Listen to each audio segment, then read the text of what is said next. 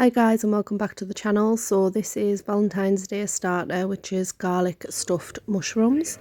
So for this we're going to need something to stuff them with, and I'm using some liver pate. You can use mushroom pate, or you can just leave out if you don't want to have anything in them. So I am using just normal closed cup mushrooms. You can use any, as long as there's a sort of hole in that you can stuff. So I'm just sort of edging the stalk out, careful not to split the actual mushroom. And then I'm going to stuff that mushroom with some of the pate. So I just tend to get a bit of pate on a spoon and then just push it off the spoon into the mushroom, and then just pack it in, because when you come to fry them later on, it can come out if you don't pack it in properly. So just push it all away in and then just smooth it off like that. And you can do as many or as little as you want to do. And there's our mushrooms done. So we're just going to get tidied up, and then we'll move on to the next steps. So I've got some flour in there, and it's just plain flour. And then I've got some egg and milk mixture there. Usually you just use an egg, but I'm running low on eggs, so I've just added a bit of milk in just to sort of bulk it out a bit really. And then we've got some normal golden breadcrumbs. And then all we're going to do is we're just going to coat our mushroom, make sure that it's like fully coated properly in the flour, dip it into the egg, and then dip it into the breadcrumbs. And then the flour's going to protect the mushroom. The egg mixture is going to then make something sticky for the breadcrumbs to stick to, and then just make sure that your mushroom's just fully coated basically, and it's as easy as that. Now if some of the breadcrumb coating does come off, you'll see what I do in a bit, and you can just like dip it in the egg again and dip it in the breadcrumb, so just double dip it, so make sure it's all sort of coated. So you can see there that some of the coatings come off that mushroom. So I'm just going to dip it in the egg again, dip it in the breadcrumbs, and then it'll just coat it properly. So just make sure everything's coated.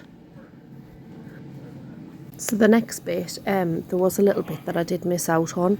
So that is olive oil and butter in that little pan, and then this is just vegetable oil in here. I don't have a deep fat fryer, so I just tend to shallow fry a lot of things. So if you put your mushroom in and you don't get the sizzle, like your oil is not hot enough. When you put your mushroom in, you want that sizzle so that you know that the oil is hot enough and it's not going to absorb into your mushroom, and you'll just end up with like grease, to be fair. So what I do, I put them in, and then after a minute I just flip them, and I just keep doing that until they're nice and golden brown. So there is a step that I thought I'd press record, but I didn't, and basically in the other pan, which is the olive oil and the butter, I heat that down just so the butter melts, and then I add some of the garlic puree. Now that garlic puree, when I put that in, I literally only have it in there about 30 seconds, because you don't want the garlic to burn, otherwise it just tastes awful. So just have that in there for about 30 seconds, and then we're going to put our cooked mushrooms in and just toss them around off the heat. So we're taking it off the heat and we're just going to toss them around. So there's our mushrooms out of the fryer, and this is me heating the olive oil and the butter up, but I forgot to record putting the garlic in basically.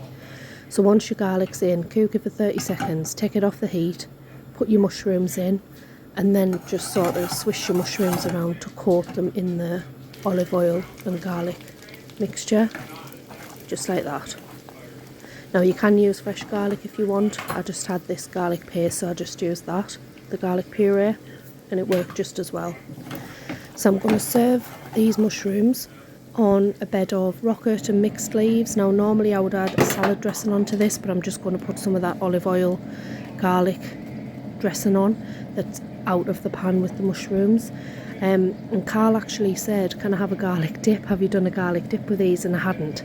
So I just literally made some of that garlic puree, mixed it with some mayonnaise, and that was a little bit of a garlic dip, what you don't see on camera. But yeah, so he thoroughly enjoyed that, and it was a really nice starter, and it was so easy and simple to do.